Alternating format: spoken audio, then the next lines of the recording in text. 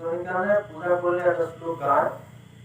মাতৃৱতা লালাইতি সবিত্রিবত মার্গদর্শিকা কৈছে আপোনালোকে এটা কথা গম পায় না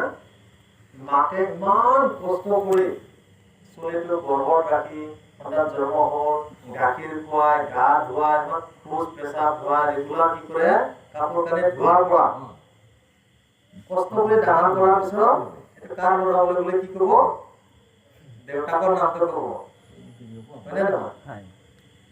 দেউতাকেতো বেছি কষ্ট কৰা নাই আমি যিটো চাম বা দেখিছো দেউতাকে বহুত কষ্ট কৰিছে মাকে বহুত কষ্ট কৰিছে তথাপিতো দেউতাকৰ নাম আগত পোৱাৰ কাৰণটো কি গম পাই আপোনালোকে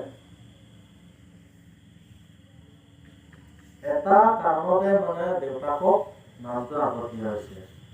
যেতিয়া মাক এজনে নিজৰ ল'ৰা বা ছোৱালীজনীক ল'ব